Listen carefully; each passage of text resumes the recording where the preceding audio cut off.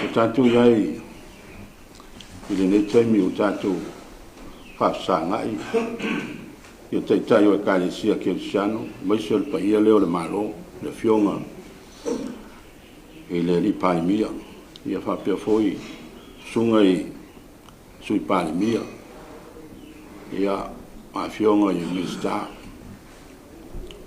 tātou iai le nei vai tau Tile mau whiwesia inga ua iai Tile mau lui tau Wa lui tau ina ai lo tau soifua Ma lo tau whenga iai ma Whe au ma ngā luenga Me so lo tau wala wina A wanta wa te ina O le tātou malo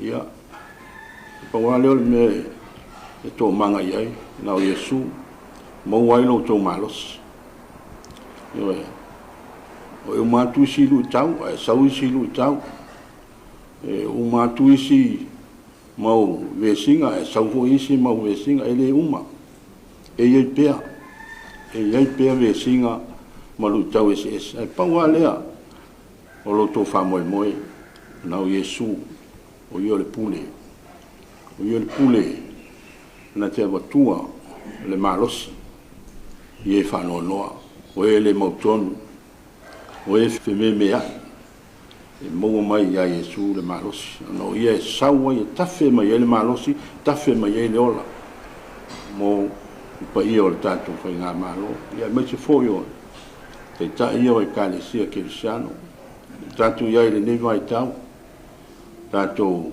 la talata atu I le aso Na ni utino tangata mai e le tātou aliʻi Mo tātou whaola Tātou langona le whaafitai I le lofa o le atua I se awala o fongia wana whaia I na ia fio mai ai le lalolahi Se Feiloai ma le lalolani E ui ai na te ena O ia I lona fio mai Ai O talai lava le li I la to uma o e whatuatua mai a te au E ui ai na oti E ui na whea ngai ma puapuanga E ui na ma whea ngai ma mawhitianga E toi ola lava Mau le malos I le tātou vi ia le atua O no lo nā lofa ma lo nā ngai nei Maftai lau fionga le O fonga le tātou Ekalesia so fatasi Le vau mai ana Atu I fauteli ngol sua ma le pale au aunga Whaftai le atua I lana fōa I tausinga I le altino Whaftai fō I le tāpenanga le Ia mawalunga o le tātou Ekalesia so fatasi E mo mua lava na mātou whapoipoi wangana I le tai au ma le aso Pa ia fōi o malae A meise o na leo a malae A wati a whau Le ango I o lo sunu I aile a la fale o le Ekalesia so fatasi Mai le amatanga Ia o lo lalango fatasi le maota E saidi ele to wha Samoa Wal malai tia whaumare no whanga o lo tua I fōi no whanga tu tonu Ekalesia so whatasi le tātou watuno Mātou whatulo watu lea wale pa ia Maualunga le nei tai au manuia Eo ina whalupe le bao le Io le fionga le teitai whono le Ekalesia so whatasi Ia o lo atua pētino le tama wale fio mai o lau fionga le sui teitai whono O le foi papa o le fio fionga I taitai o Ekalesia uma. La o fionga le taitai o le Ekalesia metisi presidente ao. Ia malpai o le naitu o le Ekalesia I ontulanga tofi. Ia o le foi fio le fionga le taitai fono le Ekalesia I whakasa.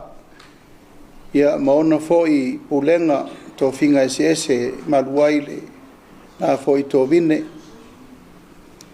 A fio foi le Ekalesia katoliko ngona foi tafa le malu maulunga wato finga ese malu foi le Ekalesia o lo a fio foi taitai Ekalesia o la pai o aso ngatai e meise le mave ese o sui umo le tatou komiti o le tatou maftanga o le Ekalesia so fatasi la ufionga ile a otustosi mai se le lo ma le lasi o le tātou mafutanga nei aso. Mātou whapai atu le nganga whaaloalo. E whea ilo leo e whai mawhonga tāmu mori o le tātou malo. E whio atu o whionga sui Palemia ma minister al kapeneta, al Feiloai tusi al kapeneta, ma le official Palemia. E moli atu ailo mātou nganga whaafitai tele. Ona o lau tau tari wala au, i eili nei tae au, whaavano ino lo tau taimi, se o tātou lau lua sirwha. O le aso le nei o le aso na loma malupe, le aso foi sa tatalo i le atua e fo ai maise lau lau le leifa pe nei. Ia se i mawai se maaftanga al tātou whainga malo firfilia, ia ma le tātou maaftanga Ekalesia so whaatasi kerisiano umai Samoa. Ao mati maloma le whainga firfilinga Samoa. O te teritonu lava o le anganga le sa iai le ainga o le whatuatua i le atua Samoa tasi. Sa nanau lava tātou te Feiloai ma taitai umo Ekalesia. Kerisiano uma i te tonu o le tātou atano. Manatu foi o le alala mai le paia o taitai ma taitai fono ma perestene. Sui umo Ekalesia taitasi sa tātou vesila whai ma Feiloai. Tasi lava le aunga. Ina ia whai le tō wha ma le whautautanga wha le atua. Ta pena ai le whainga wha moe moe. Ia ma le tāpenanga le whainga malo. Ina ia o mātou loa le mea o ta oto ai le whina ngalo o Ekalesia kerisiano umma i le atunu. Whapena so mātou langona i le tae au le nei. Dau fionga sui te fono, e meise fo i le laulaua fono, ma le paia maulungo taitei umo Ekalesia kerisiano i Samoa, o le tātou maftanga sofatasi. O mātou manatu e whaalao lau se teimia le ngasa ate o ne ngatse ata o malama. I nei tausanga, i se o tātou lau lua fisirwha. Ia ma vatu fo iso mātou langona, ma vatu foi sa mātou tala, ia se ito e mati le tātou Feiloai inga na whai mua. Ia ma le mea leo o ia ilo mātou taunu i te tonu e tau avel tātou atunu. Se furu lua, se furu tolu nei o vai aso. Talu na wha solo ngā luenga al whai ngā malo fau firfilia. Sa mātou taunu ulo i te tonu alu le minista ia e toso la na wha lau. Sei mai tau po feo iai i tu tino umo le malo i le lima sfulmon tupu mtanga luenga. Ma le luas sfulmon tupu whaalapo ptonga umma le malo. O i tu tino ia ta pena ai le tūlanga o le atoanga o le tauatina eina o le tātou malo. Mai wa matou langona le paia o le tātou maftanga le nei tai au. Ua te tau na tātou whesila whai. Mātou langona fo ia le ngata ia i mātou le tūlanga o lewa a ngai iai whamaumaunga ma whaiunga ma mea umma wa taunu iai sia mātou ngā luenga sa ili. Vai, ma tilo. O whea tonu o ta oto ailo tātou watunu le nei vai tau ma le nei taimi. Mātou manatu e le te tau na mātou wopo ngisa e tau avel malo. E te tau na alu le ministato fia lava ia i ona tiute mo na whaiva. Ona tu whaatasi lola ia i te tonu o le whontanga ue o whiri ai le whainga whaiunga le atunu le kapeneta. O le mātou tele tununga e te tau na whai loa i tu tino. Tā ua i te tonu o le tātou atunu. Pe lava o lautou whaafonga, tātou maftanga o le Ekalesia so whaatasi. E tu mātila lava lo mātou talitonunga le nofo inga le nei. E le mawhai e le mālon tau ave tō tasi le tunu. A o le mātou te talo. lua avaenga tāua e te tau pēa na iaile so tanga vavalalata. O Ekalesia kerisiano uma i Samoa, ma le atunu e ala le pule mamalu Aliʻi Feiloai.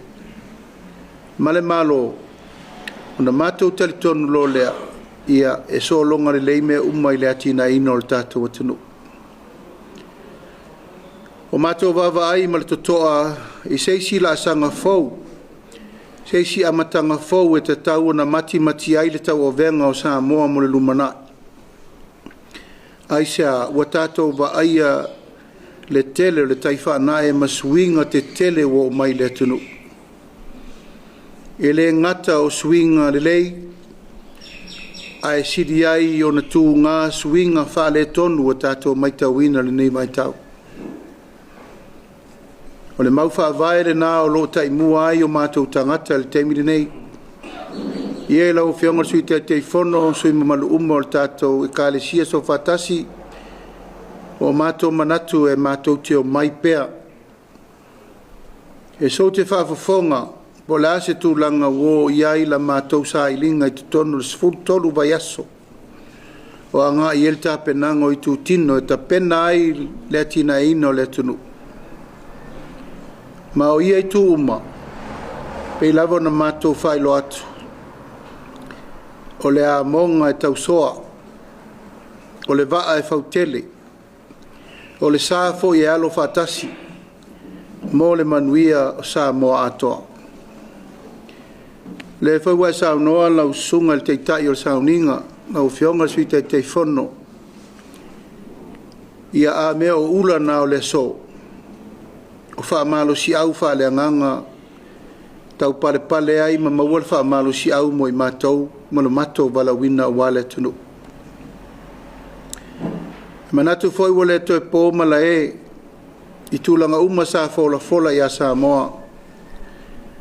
I teimi au wha solo tūlanga o Feiloai inga mai tū malota i tō tasi uma.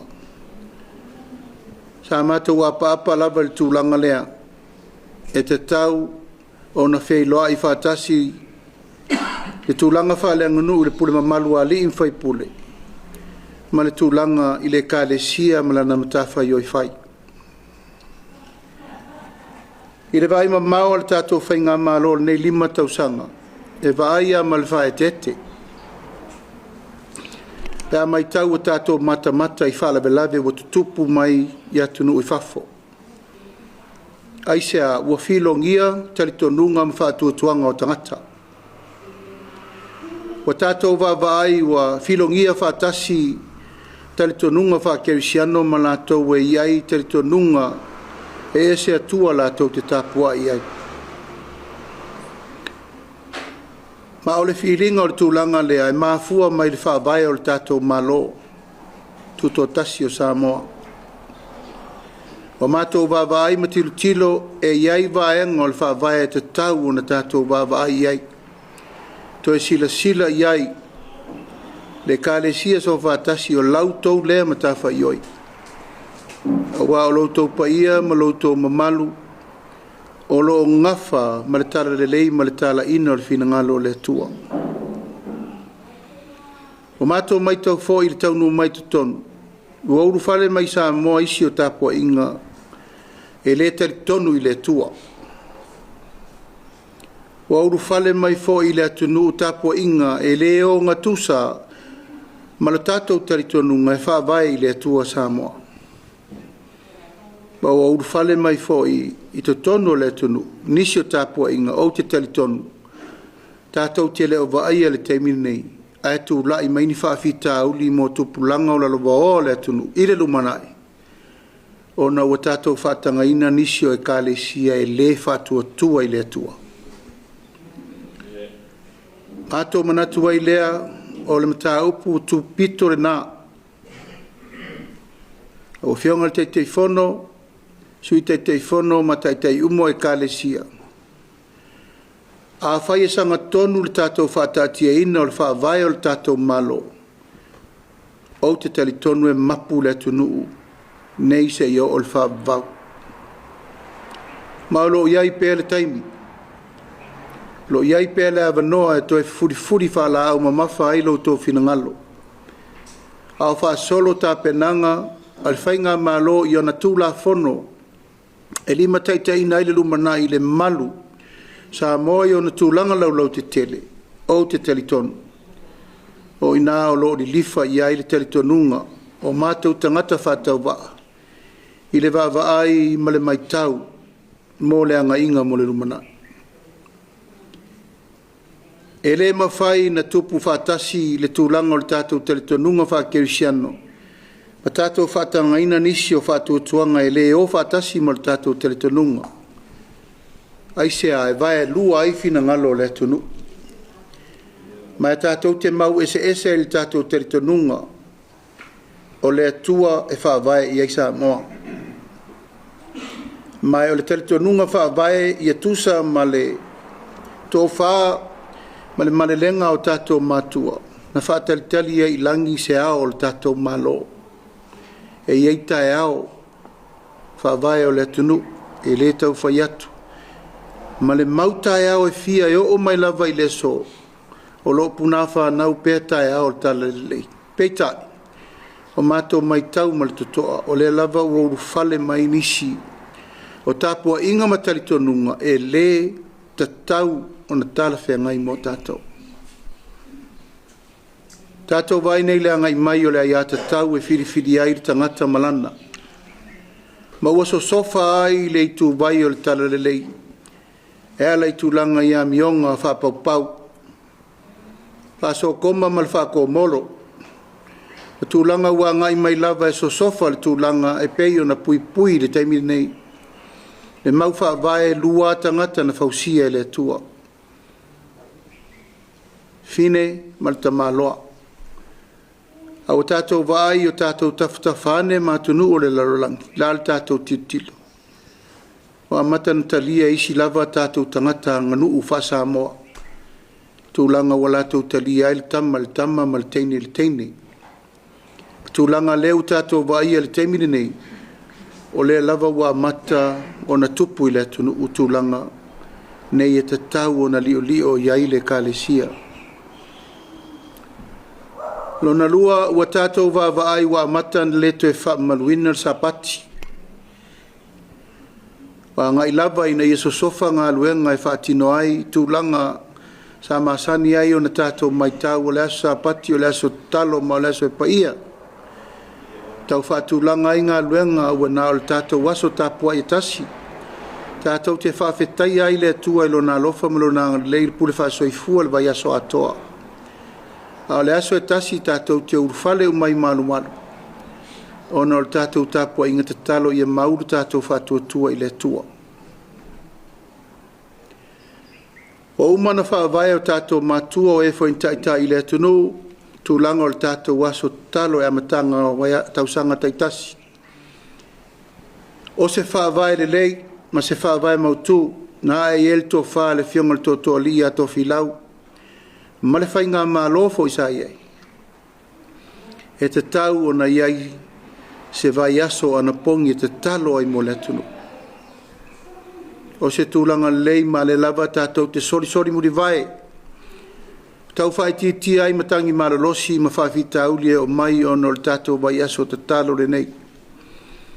E fo i loma le tāpenanga i o le aso sfultasio i anuari. E whaatino i fo i le tātou maftanga talo le nei. E ala fo i leo le fausia lava o le tātou mota te talo, le maungo vaia, o le whamoe moe, ia iai le avanoa. O se aso e tasi, o vai aso o vai aso e lima surulua le tausanga. E ta pena ai se fono te talo whapitoa mo le malo.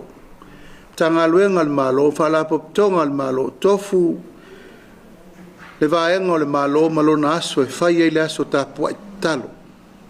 Ono le fiafi, iaso lulu o vai aso taitasi.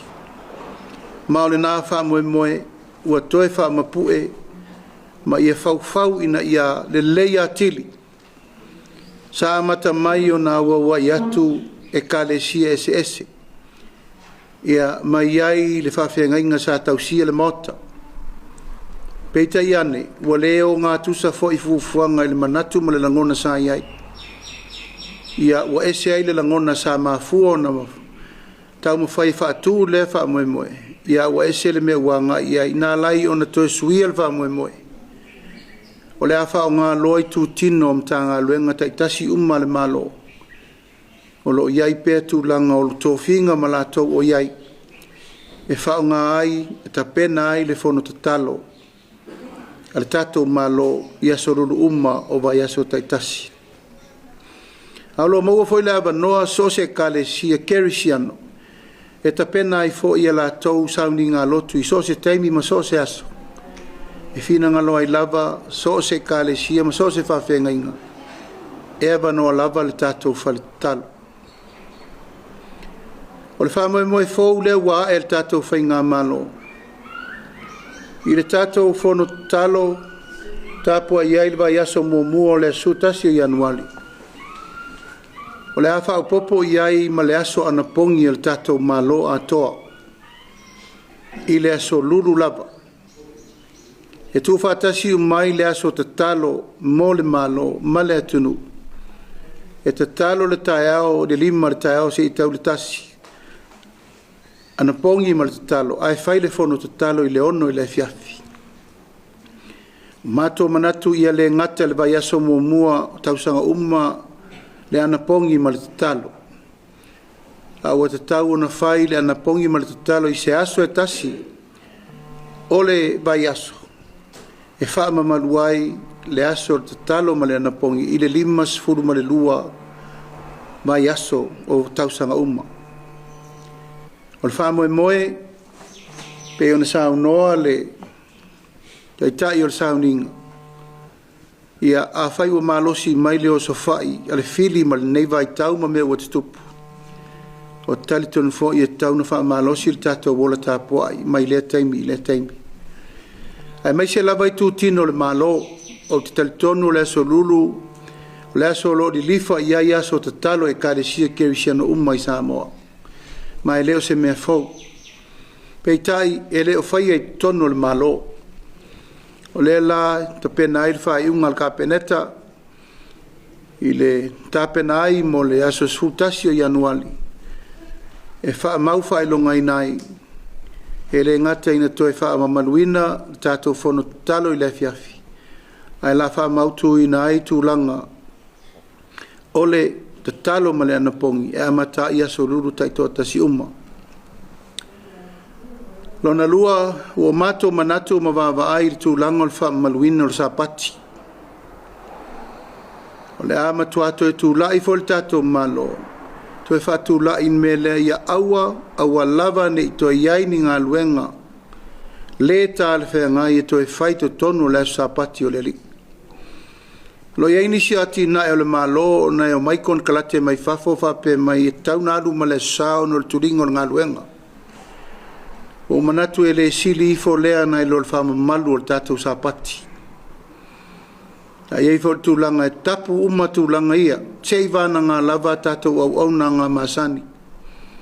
Leo, halpui fui mū, whare mai, ia mataulanga o mele mawhai o na tātou tāwhiawhia. A tūlanga lava ia i ngā luenga e le te tau o na whaatino ina pe pa o se mea lea sa. E a leo tātou vai nei li taiwha na e mai o tangata mai fafo. E o mai e whai ala tō pisinisi mati nai nei. Wa mata na patia patar sa pati. Wa mata foi na lato whai ala tō ngā luenga i te tonu o le taimi. O le tātou te whāturanga ina o le tātou waso te talo. Ma le tātou waso ana pongi lea ma tātou tārusia lea tunu ui o na vaianga ese. I le mato mai tau te tono le sefulu tasi aso, sefulu rua vai aso le nei. Pa ia o tātou Ekalesia. E whai asi te leo le ngā luenga e te tau o na toi whātulanga mo le tunu. E le nātia ifo le tūlanga ma le ale leo tātou iai. Ia fianga i fuala au whasaina i te tonu o le tātou atunu. E onga. Lua vai aso taluai na matua whaamalosia i na mtanga luenga leo. Leo so whainga te tele a ngā i tonu ia i la tau o lo whaia nei winga le whetaui ma winga whaasolitu la whono le tunu. Whaamaumaunga wo o mai, ua matua lo loto le fianga o la au whaasaina i to tonu le tunu. Wa le to e popole i la tau o lo la tau whaia nei sori ngā tu la whono. I le afianga o ia ma lona tō rua, ma lana whanau, ma lona inga. Wa ngā Iesu e a la tau tupe i le toto le tunu. Wa su ma lie le tamau a inga i fo la ufa saina. Ma ua ulu ulu ma tafo lau i le lamatia o le leanga o tūlanga e o iai le afianga i te tonu a inga ma me uma. Ma e le aise o so whainga sifuru mon tupu na whailawai aso lente atu ne e fo i fua. O tonu maota ma lawa ma lato fale e matautia. Ma e masalo e le laloi fol tolu sifuru fulu tangata le tau fia o mal temine nei. Nei fo i le vaveao sa whapena fo i ona whatino.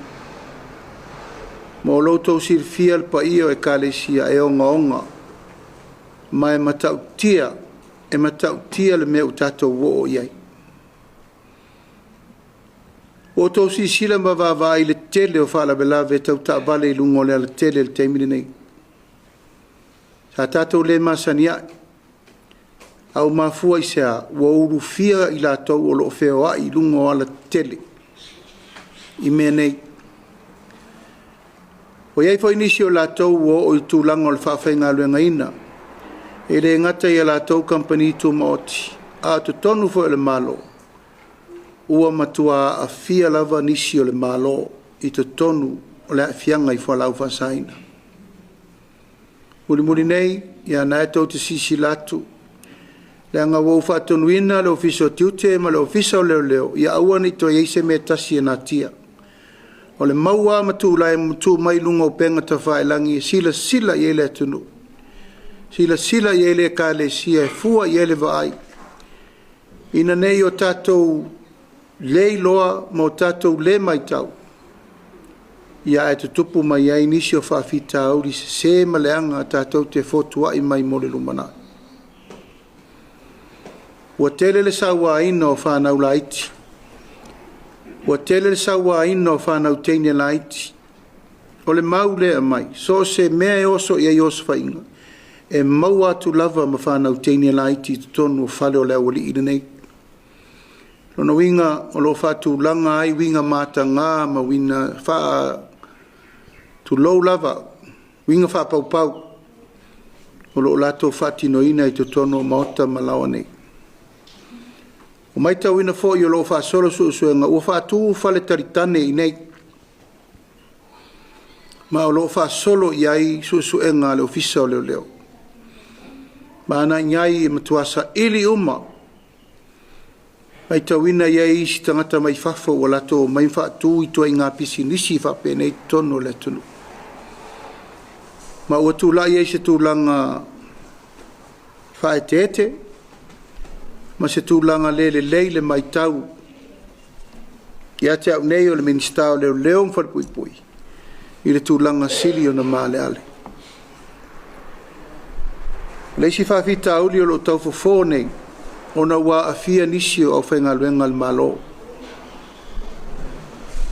O la tau sa manatu e puipuia le amaina o mene i tu tonu e whainga luenga le borders. A o i o lo o ui mai ai mene i tonu le tunu. Whai asi o ngonga. I le ileva te le atu pe tolu le wha shipment la popoa na mai. E le lalo le miliona e pa i le ono fitu miliona le value o menei. O lo momoli mai te tonu le atunu e whatau ua pei o le whataunga o le suka.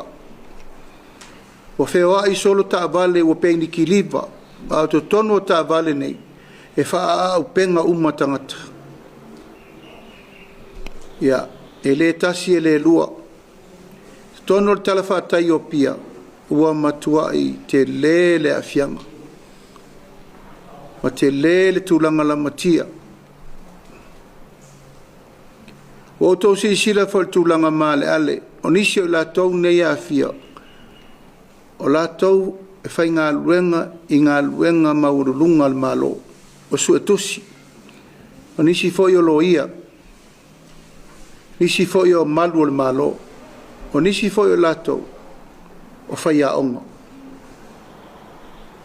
Ma ua matua o i le loloto le nei mea, o e o loo whātua tua atu i ai le tau o veina o le tātou watunu.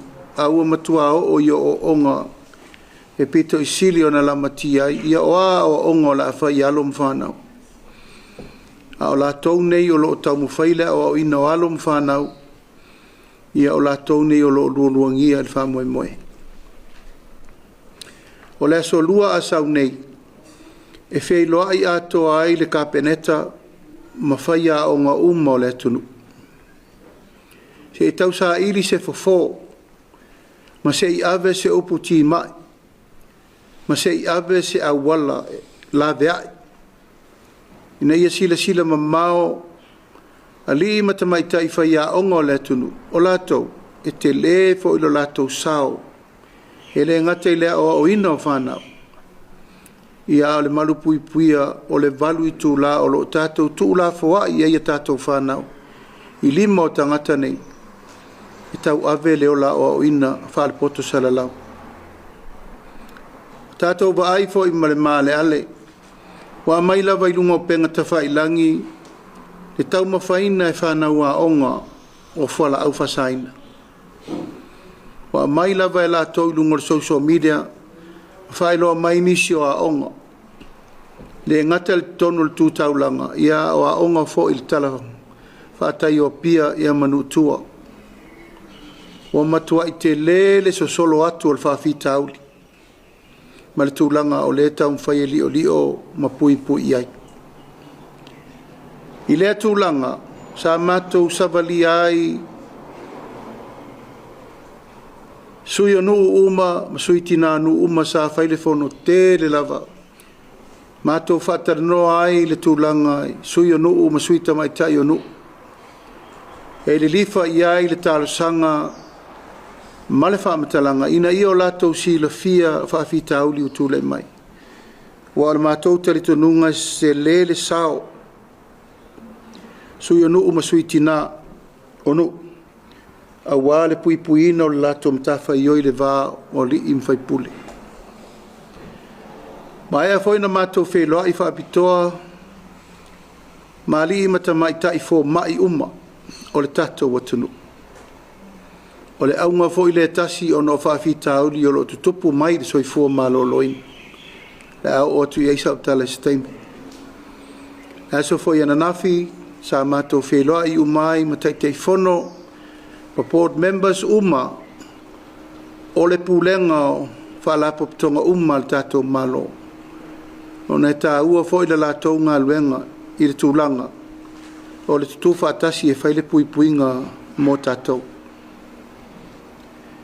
E tai o le tai ao le nei lau whionga le sui te whono ia meise fo i le paia maualunga o le tātou komiti.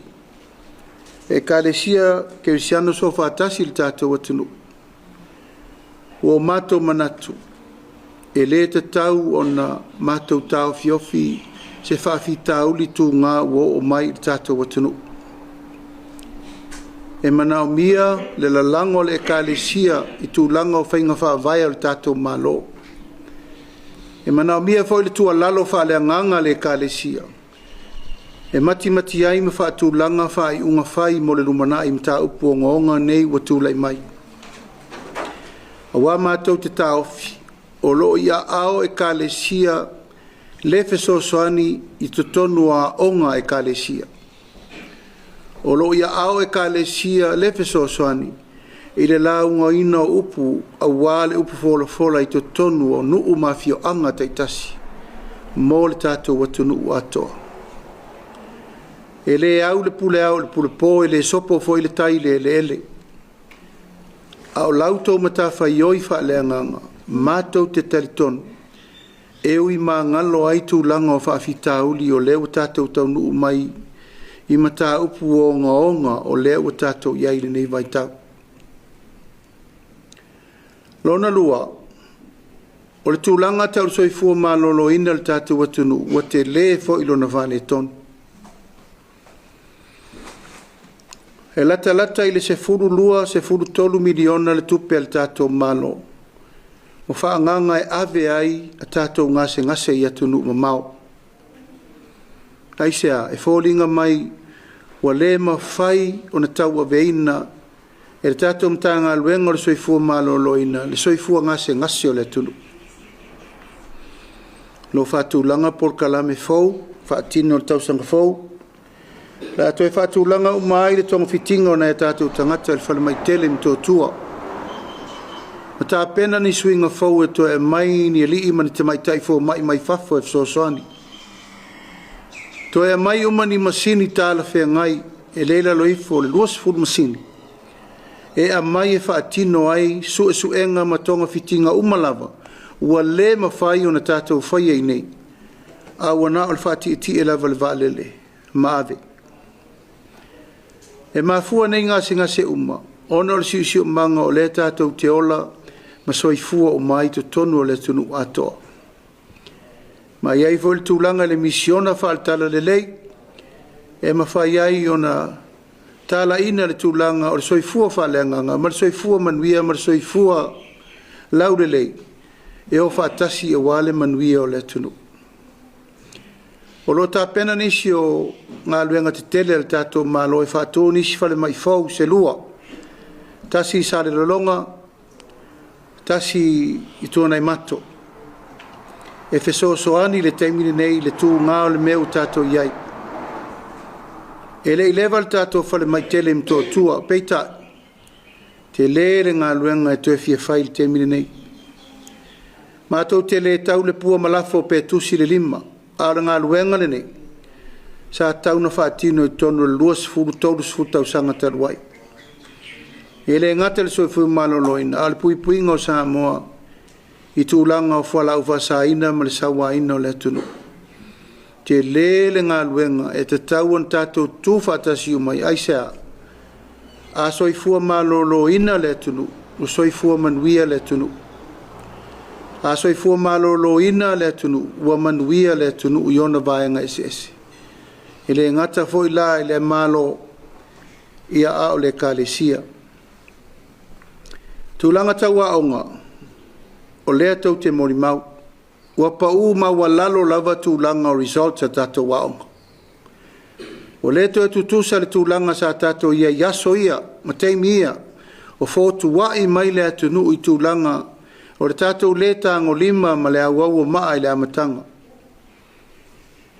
Ua ese fo i le taifa ana e mai, o mawhauwhaunga o ngā tupulanga ma whesuia inga fo i sa whai le malo. Ua mafua ai o na tele le tūlanga lewa iei nei, ta maiti pāpasi, ma i la tōua lenga whatauri maina le tūlanga e tāua iei. O le mai tāua le malo, o lo te le fo i le sao Ekalesia, o na o a onga Ekalesia. Ta wai o na toi whaamalo sia tūlanga o a onga whaakerisiano i tono a onga al malo. Wa o tel tonu a onga Ekalesia o lo iei perpiriota o lo ta ua e tauna iei piriota o le whaatala le lenga. A te iloa te tonu le malo ua matuale ai a se a onga whaapea. Mai o se manatu ma se langona e te tau pea o na whaise tūlanga. Ina ia tau toso mai le mo le ala tūlanga e whaamanatu ai pea, le whaatara le leinga a wale, whaamoe ola o alo ma whaanau le tunu. O whaatūlai le tātou malo le fufuanga tele lava e toi whaamapu e ai a onga amata, tonu le tunu. O mai a foi o na tapena le malo tūlanga o le fsosoani le tongina o pili o tomaiti, whai a onga ma le whaatinonga o ngā amata umai to tonu i tū malota i tōta si O a o ngā amata o mea fau nei mai le atunu. O le mātou tari tonunga, wa leva lava na iei tātou wa o ngā amata, o a tātou wa o ngā amata. o le aonga sa ma le aonga whaiwheau. Sa masani mai ai tātou au ngā tupulanga mō tātou umalava, tātou whiola ma soifua mai ai. Ia nao na mātou piyama mō mātou tue tātā longo ma sifau. O tūlanga ia o lo manatu iai le whesosoani mō mia, ma le whesosoani wha awau wha malosi. Whai lava na whetu nai le tātou malo, mani whesosoani mō mia mō Ekalesia tai tō tasi uma. A wā le toe whesosoani ina, le toe wha mapu ina o tātou wa onga nei. O le mātou tele tonunga ia, o le wha vae lea na tātou whiola mai eia tātou o ngā tupulanga. O a onga whaiwheau, ia ma onga aso sai, i vai aso uma, ma aso uma le vai aso. Ono le mātou tele tonunga, ua mā tele whanau nei vai tau, o le tū whau e mātua i telefoni. Ia mā ngā iei loa i tūlanga, o le urufale atu i isi mea la tau te re te tau o no urufale iai. Pei tai a tātou iei lava le tūlanga o Porkalame, o lo wha tūlanga mai le taimi i le taimi, o te tele tonu. E iei le ngā luenga, whai ai o na tātou fō ia, whawhitauli. Ua mai o na whatūlanga el tātou malo, se whalai popotonga e ta ua lava o le whalai popotonga e whautua ina le tātou malo. E iei uma taitai o Ekalesia kerisiano uma i le tunu. E iei uma i la tau e tala whengai o na whaia le whautuanga whaale anganga mō le tātou whainga malo. E tai ai leita pena ina le nei komiti whapitoa, o mātou manatu mātou te o mai pe whesiri atu. Leango le iai lo tātou i tūtino le nei o le whalaipo patonga ke risiano so whatasi le tātou atunu. A le mātou te talo, ina ia awhia Ekalesia uma i te tonu le nei whalaipo patonga. E fua i nā fuafuanga le malo i e launga tasia uma Ekalesia uma ya ngai mai iai whainga whaavae fisoso an iai ia matulanga uma e maua ili fiso te inga wāwala lata ale malo ma le tatu Ekalesia wao mātou manatu fo i tatala le avanoa e tau te whautua ai mau tau sau noa ai ini mea tau te sila fia e te tau o nā ngai ai tū la fono le malo. Me fo ia ngai ai le atina e ino le malo. Ma mea ngai ai tū langa mo le wha mapu e ina o tū langa e le ngata i le atina e. A le ola wha kerisiano mosi o tātou watunu. A ma ea le tātou mawhitanga le nei whale Ekalesia.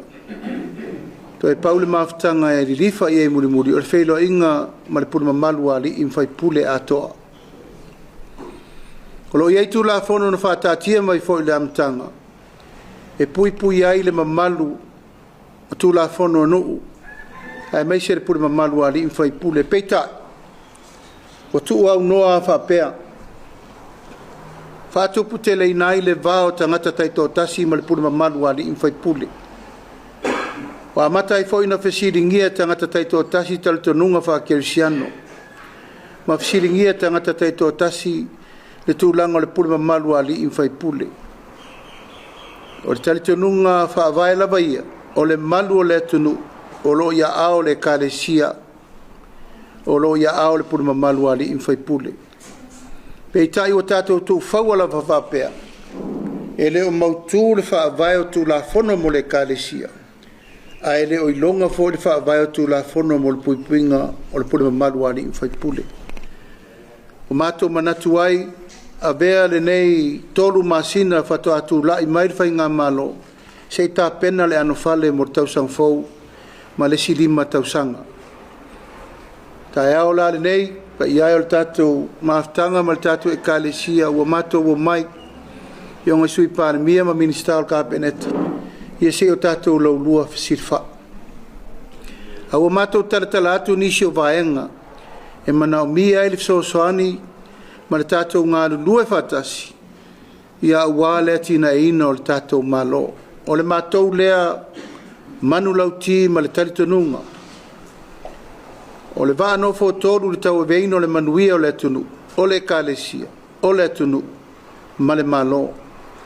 Ma e le mawhai o na toi se e ese le talitonunga lea. Ai sea, tātou vaai swinga ma le ale, ma swinga tu ngā, ma swinga wha le tonu. Ma e le te tau na tātou vale tu lima nei swinga. Tau lava o na tātou pi yama whātasi, ma tātou pi oa, tātou ngā lue whātasi e le ngata i le tūwha le ngā. Au le tūwha le nganu, ia ma le tūlanga le malo o na talitonu rolea e manuia tūlanga uma. Ia o ata ingo le nei aso ma le wha moe le tō wha sa ili ma le tō wha tala, wana o na mātou wha langi wha penaso mātou langona.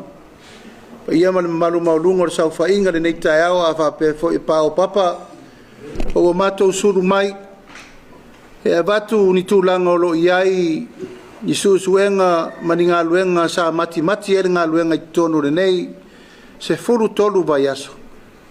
Mātou telitonu e malu i fafo e malu i fale, e ngā luenga mo le lumanai. E a wha pe le tātou te telitonu, o le tasi le nei wha lau, tau a vea le tātou atunuu mo le lumanai. O le tau sanga fau, e tele a fufuanga mo le leia lualu i luma. Nanga o le sa ta ua le tau tusi le tātou aso le anapongi, le sa tātou talanoa, o le tau sanga fau. E a e umanga luenga i le aso sfuru lua o Januali, a o lona aso sala i le aso sutasi. O lea ua palasi i le tātou anapongi le a mata i le anapongi mo le vai aso atoa. Le lai whaatulanga i le tātou polkalame lea, ia tusai matulanga o lewa faile malo longa le malo mo le lua vai aso. O matua ave a le avanoa ia malo lo leila o whainga luenga le malo o na mātou telton. Whaisi te leo le ngā luenga o lo whaatulanga mo tausang fau. O lea la ua whaatulanga i. O lea so sfuru lua o Januali a e ngā luenga. Ia a le vai aso anga fuai i le tūlanga ia o le aso sale na e amata i lor tātou whono talo tūlanga masani peo na iai ia le tātou whono talo o le talo fo le tātou Ekalesia so whatasi na ala na whaile malu talo lea le tunu o na mātou talitonu o i e tau na o whanga uma iai ia Ekalesia uma i le tunu le whapito ai manu i atasi le tūlanga masani taun tātou iai ia o le tatalaina o le fono talo e la fo mai ai nei le voi sa tato masani te tala le kafiro li murivai e a pe te tala fo le Ekalesia metotisi e pia e a leo mai tau atu le tausanga fau e a le tau te fina ngalo e te talo le Ekalesia lau pa ia aso e ngatai e tu mai pe i nei le tato Ekalesia lau tau wha i unga le tato te mitala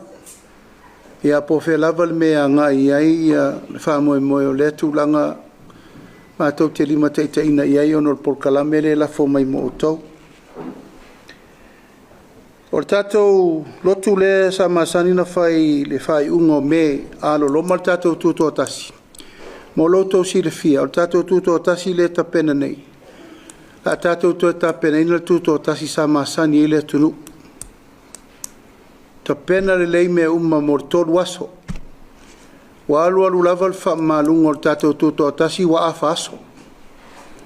A le aso sa tātou mana tunatu mai le taulanga na whai e le ngata o le Ekalesia, a o le atunu. A tātou o ata pena aso le lei e tolu sa whai e le tātou tūtoa tasi le atunu. O le aso la lea ua manatu ai le ta pena le whai ngā whai unga le kapenet. Tau te toe o lava e whai le mea sa tātou masani mai e. Re ngata i sau ni ngā lotu, ia tūlanga o le sisinga inga o le fua, ia mawhai iai fo i tūlanga fau le aso lea, e tātou te mana tunatu umai o tātou matua. Ie nasa ina le ngasu o le tae ao. It's going to be a national day. Tātou te mana tua ie wala lango mai tia saa.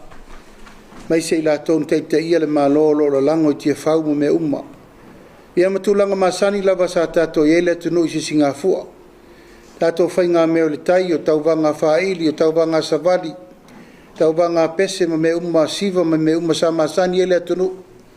Peita, walua lulava wa matan tātou le whataua na tātou tutotasi. Ia, ma iei fole sao o le tātou Ekalesia so whatasi. Se ila lata le temi e amatelo ian wali whaatule komiti whaapitoa al kapeneta. Ia e iai le whaamoemoe ta pena o maile ano fale o le whaamoemoe lea. Ma iai foi masui o le tātou maaftanga so whatasi. Ina iai le porkalame o le lotu o le tātou Singafua. Ma e lafo mai a inei le tātou Ekalesia so whatasi mo le tātou porkalame lea porkalame whai. O mea iana sao noa iai i tūlanga o komiti iana sao noa iltu i te ifono e ala i le auai o whawhengainga i tono komiti i oe. Mafuanga tonu ale nā leu whaavael komiti whapitoa lea e iei uma whawhengainga taitai o Ekalesia uma. Pe fia Ekalesia i te tonu kerisiano i Samoa o leu whainga voinga al komiti. Komiti whautua ma le komiti ti mai ma le komiti la tau te lalango i le whautua ina o le tātou malo.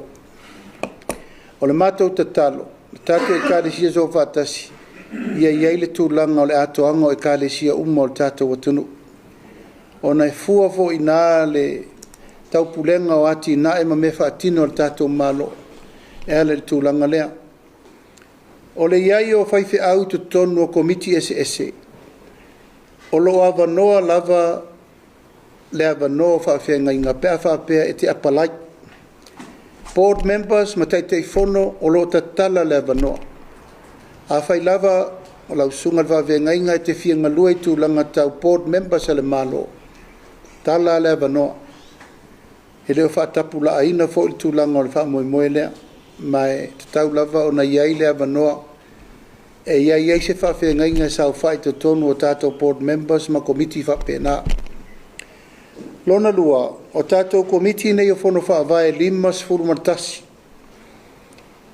O lo iai lea iai inga e sau whai iai ma whawhenga inga i tonu o tātou komiti lea.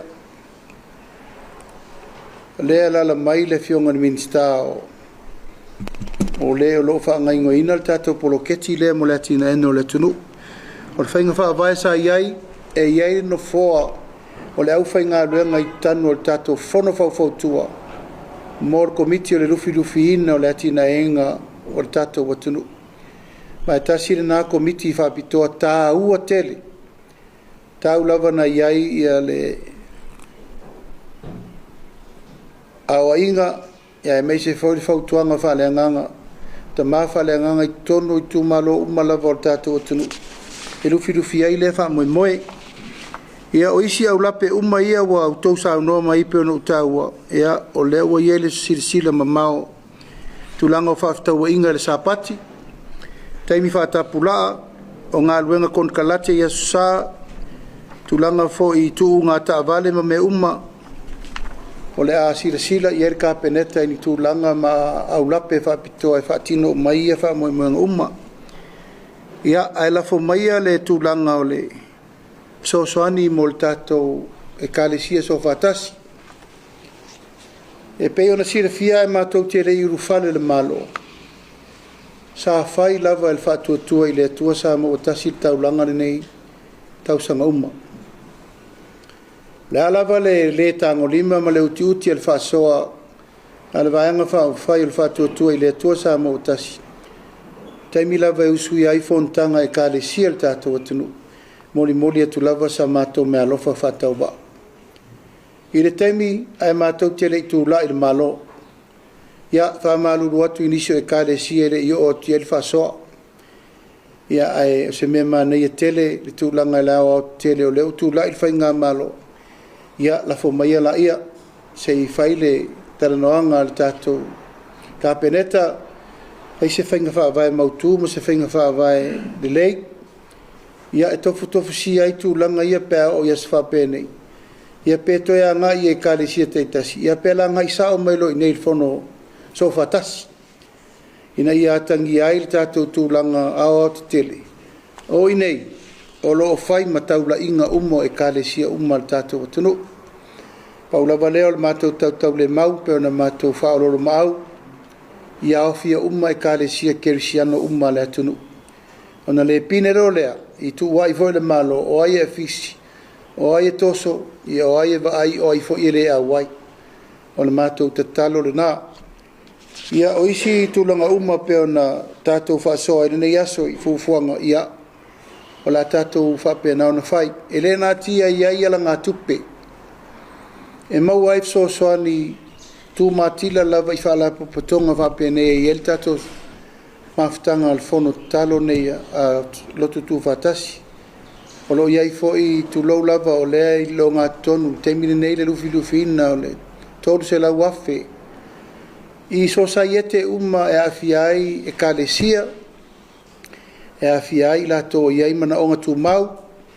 e ai sosaiete tamā tupulaga talavou ma mea uma faapeana ia lea ua u musumusu atu i le afioga le minista o loo faia le faasoa le taimi lenei ia e manatua mai le tatou ekalesia tatou faalapopotoga lea le ekalesia sofatasi mo se faamoemoe ma e faina matou faapea atu e se fulu afe tālā le la faao mai talamasinei ai lenei aso ma le tatou feiloaʻiga a o loutou maota ia tatia mai le afioga le minista tupe o ia lenā o lo tau faasoasoaina le tele foʻi o fesoasoani mai fafo e faaui totonu o poloketi e le tatou malo ina ia mauna mau mai se fesoasoani ia o le auga o auti ia tatou saʻili faatasi saʻili le malo saʻili ekalesia uma ia na tatou tufaatasi lea maua se avanoa e toe faalelei ai le tatou maota nei ia mai se fuafuaga mo le ekalesia mo le lumanaʻi ia o nisi me uma i le matou faatala u latu peia e o le tatou mafutaga ekalesia so faatasi e malu le tatou atunuu i le tatou saufaʻiga lenei o le matou lea teletonuga alualu foi le tatou malo ma le aganuu ma le faasamoa e lē toe malu e malu i nei loutou mota o le matou lea teletonuga auā lea ua saunoa manino o le taitai o le sauniga po o fea e fetaai ai mea faalelalolagi ia e lē apaapa mea faalelalolagi mea faalelagi pe a tatou olo e saʻili le mea tau ai mea uma mo le lumanaʻi ia ona tatou teletonu lo lea e manuia ai si o tatou atunuu ia o sia matou toe faatala ulatu lea a nisi tulaga uma o le afesootaʻi ma le tatou failautusi ma le failautusi a le kapeneta i nisi mataupu e toe faaiuina isi auala faafaigofie ia po se komiti foʻi o loo fesoasoani i le failautusi ia matou te talanoa e vae māmā mo le faatulagana o le faaiʻuga o isi mataupu a lea ua matou taulimaina le tusi lea na avatu o lea u matou mai ai le so e tali ma tatou feiloaʻi i le tulaga alo ia mafaatulaga i lo le tatou polokalame mo le lumanaʻi ia alofa maia le atua pulupulu tele lenei aso tulaga ma lavasina o faamoemoega o le faaiʻuga lenei vai aso i outou fai valofilima ia alofagia e le atua mamā pea le lagi ma le auaoa o le lagi auā lautou matafai oi fai lau fionga le suite te fono mai ane le faalupe le vao le fionga te fono ma le tatou komiti mamalu ia tau fionga umo taitai o ekalesia e meise sui awai alofangia le atua le tatou folaunga la tatou folau mo tausaga fou taitai tama taitai ala le atua i me uma ina ia maua pea le tatou sotaga vavalarata e pei o le matou lea faanaunautaʻiga o le agaga lava ia tutu faatasi o tatou i tutino e tolu nei auā le atigaega o le atunuu matou foi teletonuga e lē fai mo matou e ai tupulaga lalavaoa o gasolo mai a o le matou taimi ma le matou teletonuga fai se faavae mautū mo le agaʻiga nei ma le lumanaʻi ia alofagia le atua o le matou vaivai fio atu o fioga i sui palemia e mai se foi minista o le kapeneta ia maua pelu latou soifua laulelei loto tele ma ono sai sa vavali pe iluma ma le loto maualalo tautua le tatou atunuu ina imanuia a maruru foʻi outou sisila mai finauga faapolokiki a fai nei ia aua nei outou popole taatia mai pea iā matou le awala la vai fai ai ia o le awala file mu ia aua nei val fo ngā va pe ta i le tau te mai tau mai mo tau sisi le mai ia lo tali malu a me umo a te talo ai le tua e ngausi ai au tā ma me umo lo ngasoro mai man mātou talo mātou te talo fo i mo i la tau o lo loto ma a pea ia ma whauru malo pe fi naunga o whai nei a tātou talo whai whatasi na ia lo whangia le tua wha moe moe ina ia file mu Samoa sa mātou upule malanga whaalo tele manuia wha moe moe nga uma wār tātou alo atu sa pati a tae o wha soi fo ia mai manuia